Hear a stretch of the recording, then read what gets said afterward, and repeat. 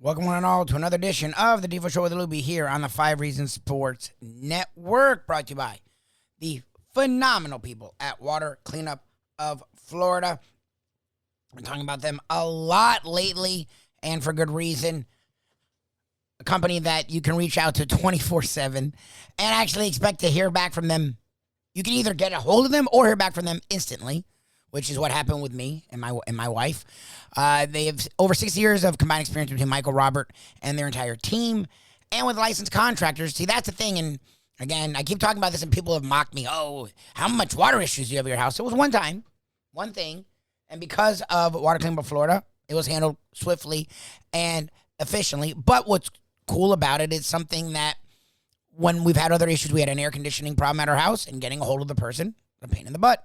Getting the problem done, pain in the butt.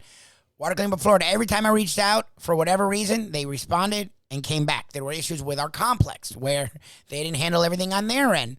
Some complications happened. Water Cleanup of Florida didn't charge us extra. They didn't complain about us being annoying. They did the opposite. They wanted to make sure the job was done in its entirety before they took themselves out of play. And on top of that, they've checked back with me multiple times.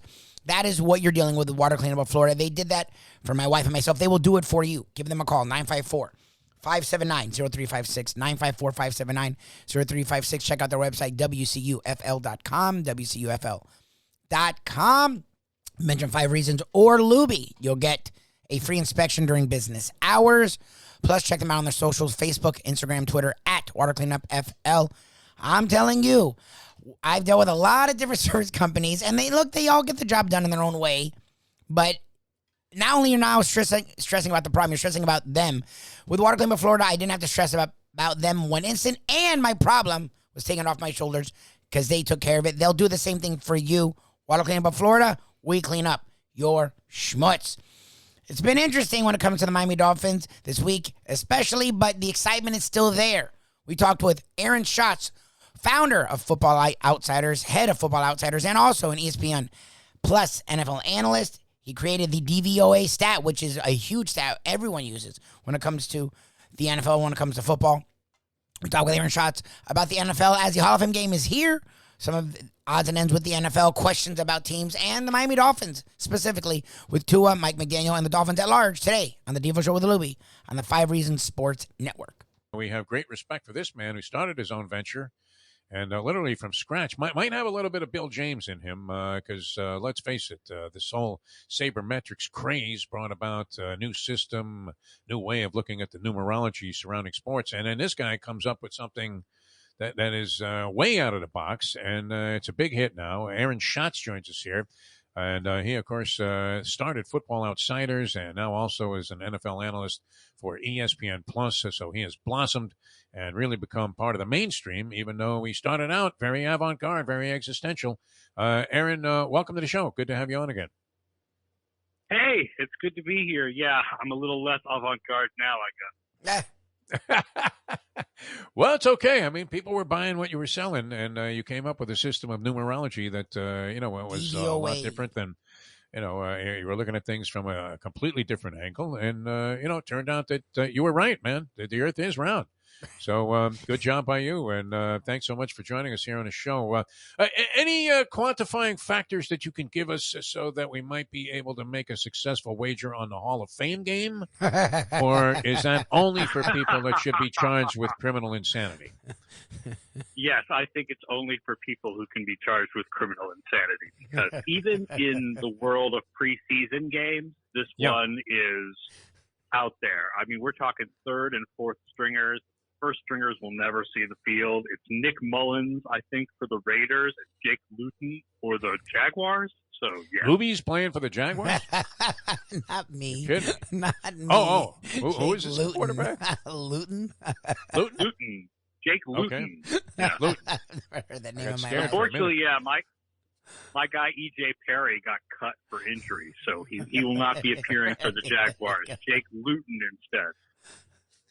To people that are inclined to make a wager on the Hall of Fame game, you would say what, Aaron Schatz? Don't. You know it's going to be tempting for a lot of people that have been jonesing for football. I mean, I was in Atlantic City a couple of months ago, and people were getting the shakes lined up already trying to bet NFL preseason games. So I would imagine, I don't know, it stimulates some kind of action. All right. The preseason in general, though, you mentioned it. And do you come out with strategies and, analysis on preseason games? Is there any definition to what happens in the preseason, especially now where practice is changed, in terms of the physicality of it and the amount of time spent prior to it, and there are less games? Is there any rhyme or reason to the preseason from the angle of the Football Outsiders numerology? Not from ours. I'll admit we never do any kind of ratings for the preseason. We never really look into the preseason.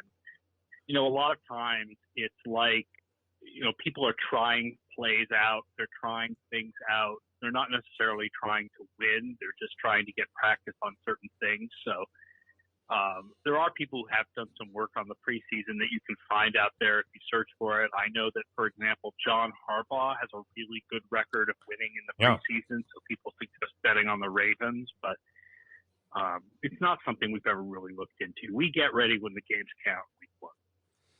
All right, so coming out of South Florida, the big story outside this week in Stephen Ross. Before that, there was actually some excitement around the Dolphins. So far in camp, Tua's looked like he's really enjoying his new and old toys. What are you guys looking at with Tua, the Miami Dolphins, whether it's Tua's statistics, Tua's outlook this season, and then the Dolphins overall this season? Well, here's a surprising stat for you. Yeah. Tua had the highest completion rate and the third highest deep passes last year. Yeah. The problem was he only threw 30 of them. Yeah.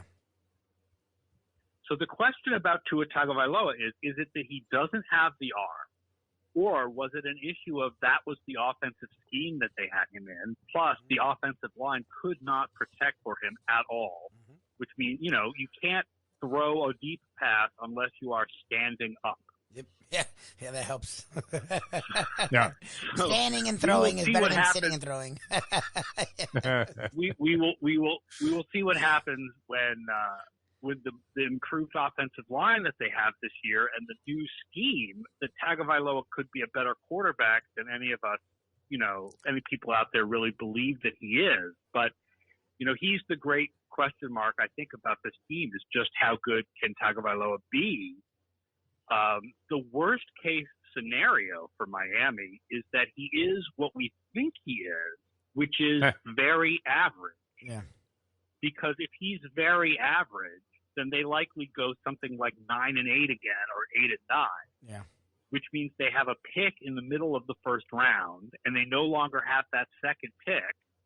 They don't have their pick, so they would have just San Francisco's pick, which probably would also be a pick in the middle of the first round. And you can't trade up for a top quarterback, and now you're stuck with this average quarterback for another year who's not getting you anywhere, but he's not bad enough to lose so many games that you get a young quarterback.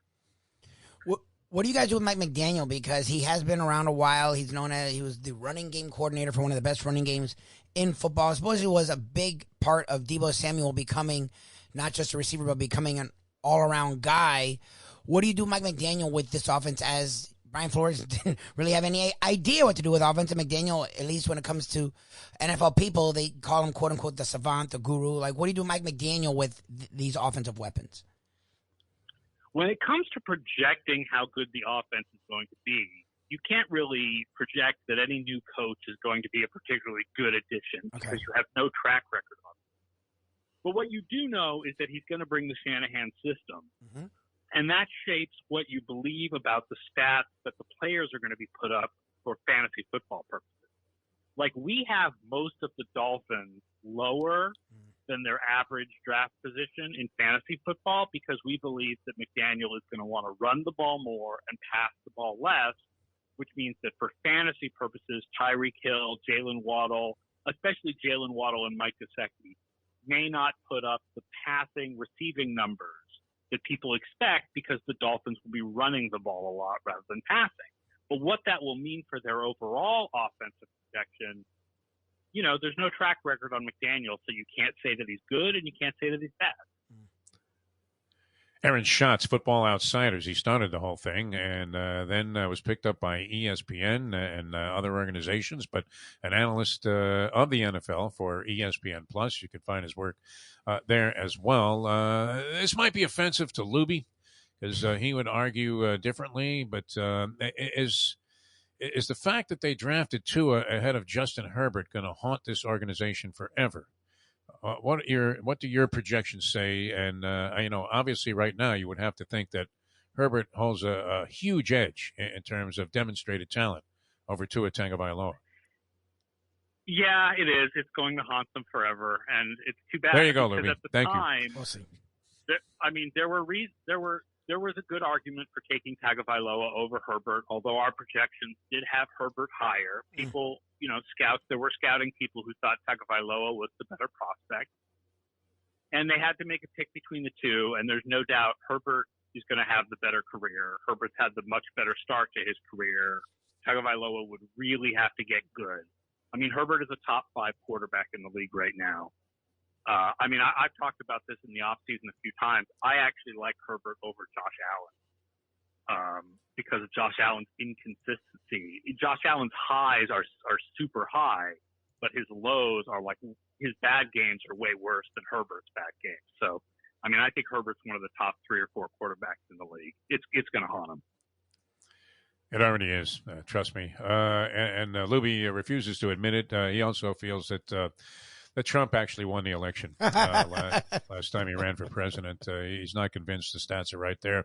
All right. I'm looking at the odds to win the Super Bowl. You mentioned Josh Allen. The Bills are favorites. I don't know that that's any big surprise, but do they deserve that status as the 6-1 favorites to win the Super Bowl this year, the Buffalo Bills, or do you see somebody else having greater value? I'm looking at the Rams at 11-1 and thinking, what's wrong with them repeating? Other teams are better values, but the Bills are the proper choice to be the favorite. Okay, we are simulation this year, which people can get all the results of in the Football Outsiders Almanac 2022. That's our new book with all of our projections and discussion of the upcoming season. Nice. Our simulation came out closer to 500. The teams came out clustered around 500, even closer than usual. And we're usually very conservative in our projections, and they were like ultra super conservative this year. But of all those teams, the Bills are the best one. So the Bills are the proper favorite. But there are teams that I like a lot better as far as value in their odds. The Eagles. I'm not going to tell you that I'm sold on Jalen Hurts, but they've added a ton of talent with A.J. Brown and Hassan Reddick and James Bradbury. And they have the easiest projected schedule in the league. And last time I saw their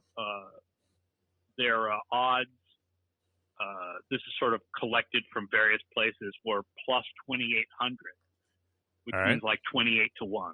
So that's 28-1 is a nice long shot pick. When you're talking about odds, like it feels like a lot of people are on the Bucks, and look, I have automatic bias against Brady, and we've been writing him off for 10 years, and he put up maybe his best statistical year last year overall at 44. So, there's no signs of him going down, but look, they lose their center, and we know what Brady is when his offensive line isn't up to snuff. Wirfs went down with something yesterday with some cramps. Where are you guys with the Bucs? Because to me, the Rams are superior. I think the Saints are going to surprise some people. The Packers we still have questions with. The Niners could be interesting. Like, where are you guys with the Bucs? Bucs are our number 1 team in the NFC, so we agree with the odds makers on that one as well. They're our number 1 projected offense. They were our number 1 offense last year. We do have them dipping a bit in defense. The Rams are our number 2 team in the NFC, so we are high on the Rams. We actually have Dallas and Philadelphia likely to win more games than the Rams, but that's because the Rams have a hard schedule, and the Dallas and Philadelphia have 2 of the easiest schedules in the league. Yeah. So, and Aaron Schatz, Football Outsiders, and also ESPN Plus NFL analyst. And I get the New York Post every day, and I'm reading a lot about the Jets and Giants in training camp. Question would be this, by your quantifications and your research, Does either team have a quarterback that they would want to have around next year? In Zach Wilson's case with the Jets, going into his second year, and Daniel Jones' situation with the Giants, been around a little while, and remains with a lot of question marks. What do you see there, Aaron? Does either New York team have a quarterback that they can count on, or that would be considered desirable? We write about this in the Giants chapter of the new book. It is really hard to find quarterbacks who have performed like Daniel Jones in their first 3 years who broke out to become stars. There really aren't any. Like the closest you can find is that Jeff George had one good year in Minnesota throwing to Randy Moss. So 3 years of below replacement level play. Yeah. It's pretty much set in stone that you're just not going to become a star. Wilson was worse than Jones last year, but he has more potential because you don't write off rookies after 1 year. Like there's a possibility that Wilson will get it together and show us that he's much better than he looked last year. We don't think it's going to happen, but there is that possibility for him that's much stronger than the possibility for Jones with the Giants. Lubie hates Mac Jones. I mean, he's also a believer that Tua is better than Herbert. But what do you see from Mac Jones? I mean, how does he profile in terms of what he did last year, which I thought he was impressive right from the start, because I was watching him in preseason ball even and thinking, wow, this kid looks like he might have something. Started out well. I don't know if he tailed off badly at the end of the season. I didn't really follow that closely. But where do you see Mac Jones and the New England Patriots at the quarterback position? He did not tail off badly at the end of the season as much as the Patriots defense tailed off badly at the end of the season. And we do think Mac Jones will come back to earth a little bit. Normally, the idea that all quarterbacks get better in their second year, the fact is that quarterbacks who are already pretty good in their first year actually tend to regress a little bit in their second year because they were really good in their first year. And Mac first year, but he was the best of those first-year quarterbacks. And we're very concerned about the coordinator situation with New England, where there's no named offensive coordinator, and it looks like Matt Patricia is going to be calling plays, a guy who was previously a defensive coordinator. It looks just confusing. So we have the Patriots projected with a very average offense, which is a little worse than what they were last year. We actually have the Dolphins projected a little higher than the Patriots on offense. Well, I would hope it would be a lot higher, considering the extremes they went to make acquisitions in the offseason. All right, just a couple of more things on the quarterbacks. We have Aaron Schatz with us from Football Outsiders, if you don't mind this quarterback theme continuing, because one of the teams that's being sort of overlooked is last year's participant in the Super Bowl there, Joe Burrow and the Cincinnati Bengals. They're like 20-1 to go back. Where do you see Burrow, and are the Cincinnati Bengals being considered somewhat of a fluke last year as a potential champion? Yeah, the Bengals were. The Bengals were a little bit of a fluke last year. The fact is that they were a very average team during the regular season that won an extra couple games and then went on a run in the playoffs. Burrow was very good, but he has a very clear weakness, and that is he takes way too many sacks. Yeah. Now, some of that was the offensive line that he was behind, but some of that was him. Like, even if you watch the sacks during the playoffs, you can see that some of those sacks are he just holds the ball way too long and takes way too many sacks trying to make something happen. So as great as Burrow's yardage numbers are and his efficiency numbers throwing the ball, you have to incorporate the sacks into the way that you look at him and the way you look at that offense.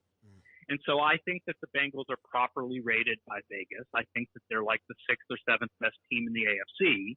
So they'll be in the mix, but they're not a favorite. They're not up there with Buffalo and the Chargers and the Chiefs.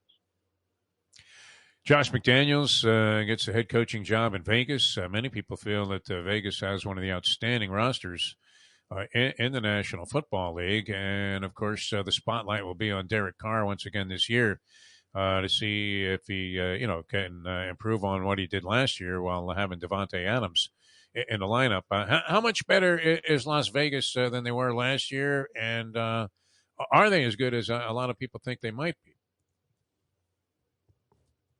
Well, Vegas was another team last year that was overrated in that they made the playoffs when they were really a below-average team. So they'll be a little bit better this year. Being a little bit better will mean like the same record, and they have a hard schedule. And so we have the entire AFC West as 500 or above in our projections, but Vegas is last of those four teams. Okay, before we let you go, and Defo may have one more, but it's interesting to me. All I heard last year, and I get it, even though they're not totally out west, down here we don't get too much Denver Bronco info. But all we heard last year was if they just had a quarterback, that roster's loaded. Well, they have a quarterback. Like, people forgot about Russell Wilson because the Seahawks sort of let him down roster-wise. But the dude kept them in every game, every year, his whole career. He never gets hurt. He supposedly still as good as ever, by most people's account, on a team that supposedly would have been a Super Bowl contender if they had a quarterback. What do you guys do with the Broncos? Because I've heard not much about them, and supposedly their roster is pretty good now with a legit quarterback. Yeah, the Broncos are a complicated team. Let me give you the short version. Yeah. Their defense was a mirage last year. Okay. It was a mirage caused by statistics because of the fact that their offense played at a very, very slow pace. Their opponents didn't get the ball that much. Okay. So Denver's opponents had the fewest drives, right? Denver's defense faced the fewest drives of any defense in the league. And Denver's opponents started with the worst field position against any defense in the league because of, for example, the fact that kicks and punts go farther in Denver than they do elsewhere because of the altitude. So if you look at yards per play or you look at our DVOA efficiency stats, Denver was only 20th in the league on defense last year. They were actually better, more efficient per play on offense than on defense. So we think that they've really improved their offense by adding Russell Wilson. But their defense is not as good as people think it is. They're not adding Russell Wilson to a Super Bowl winning defense. They're actually adding Russell Wilson to a below average defense. And when they play at a normal pace this year, because Wilson likes to play at a faster pace, you'll see it. They'll give up more yards and they'll give up more points. I'm not dissing everyone on the Denver defense. Patrick Surtain certainly had a fabulous rookie year. But the defense as a whole is below average.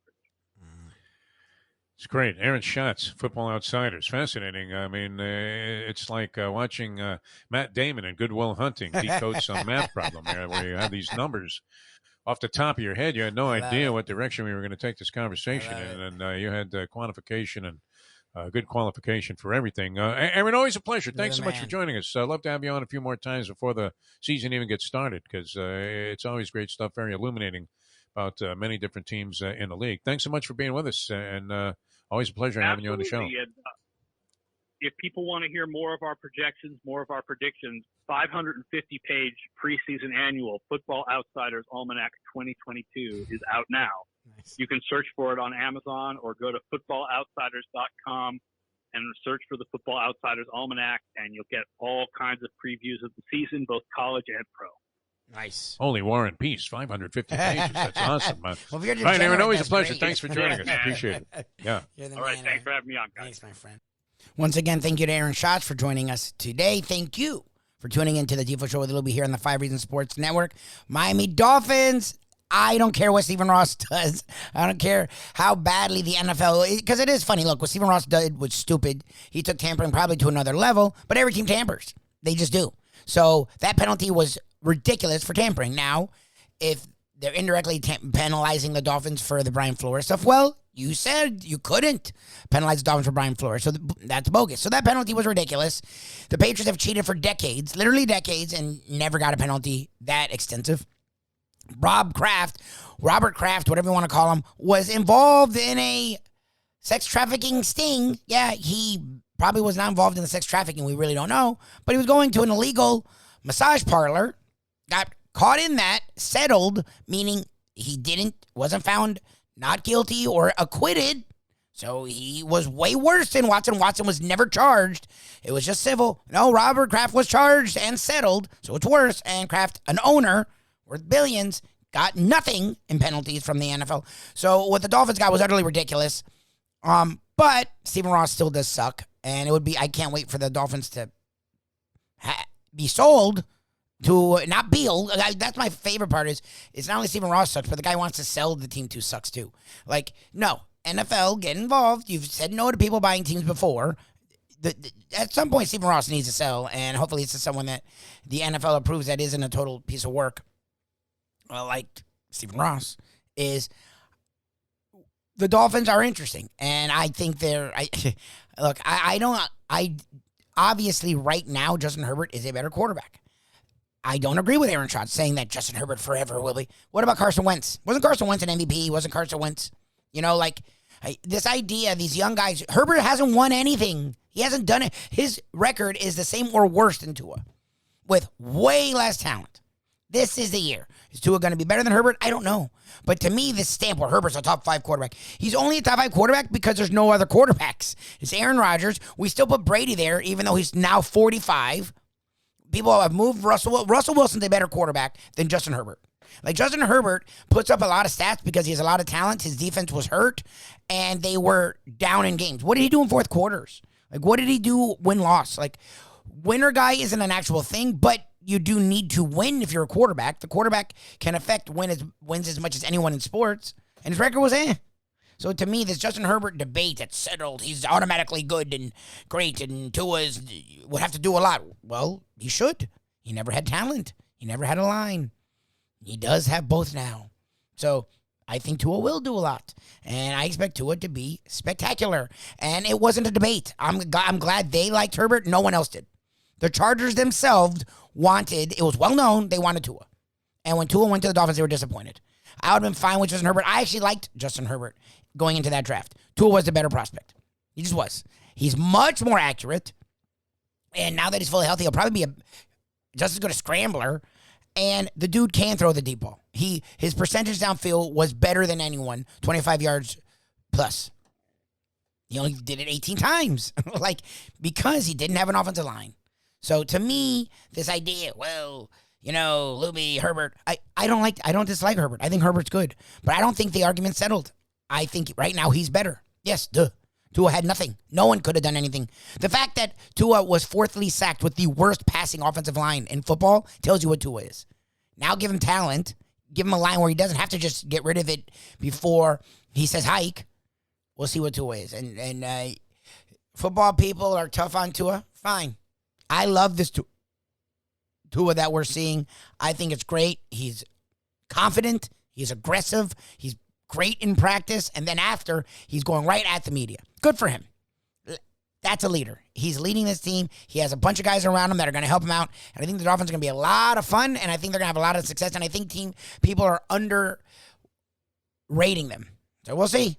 We'll also see you hopefully tomorrow, 7 to 9 live, South Florida Live. Check us out, YouTube, South Florida Live, Google, Facebook, South Florida Live, or SoFly Live. The Defo Show with Lubie as well, YouTube, Google, Facebook, The Defo Show with Lubie. Check us out on our national podcast. Yesterday we talked to a Dolphins coaching legend, an NFL coaching icon, Mike Westhoff. Figure it out, his book out now. Check it out on the Believe Network, BLEAV.com. Search After Hours. Always a really fun conversation with Mike Westhoff. He knows football as well as anyone, and he's also fun. So definitely check out that conversation. It was great yesterday. After Hours with Defo and Lubie on the Believe Network, and almost every day, most days, right here, our South Florida content, the Defo Show with Lubie, right here on 5 Reasons Sports Network. Play the ponies in style at Champions, the outstanding simulcasting room at beautiful Hialeah Park. Yes, the grand old lady of thoroughbred racing has never been more vibrant, and you can wager on the races from the top tracks around the country while enjoying a cocktail at the Brass Rail Bar or any of the fine food served throughout the facility. If poker is your game, you're covered in style, and you can play all your favorite Vegas-style games, including blackjack, craps, and roulette, in Hialeah Park's sizzling hot casino. Get a player's card when you walk through the door for all kinds of generous amenities, including our favorite, free play, when you come out to the ultimate casino and entertainment destination, Hialeah Park. These days, we're all looking for comfort anywhere we can find it. Thank goodness for Landlubbers Raw Bar and Grill in Plantation, because they are making sure you are as comfortable as possible. First of all, they're not only open for delivery and pickup, All you have to do is go to landlubbersbarandgrill.com for both pickup and free delivery. You're going to have the best wings in the world. You're going to have a great burger. You're going to have their amazing soups. Again, Landlubbers, Raw Bar and Grill. It's nice and easy. Just go to landlubbersbarandgrill.com for both your pickup and free delivery. Thank goodness for Landlubbers for making you always feel right at home.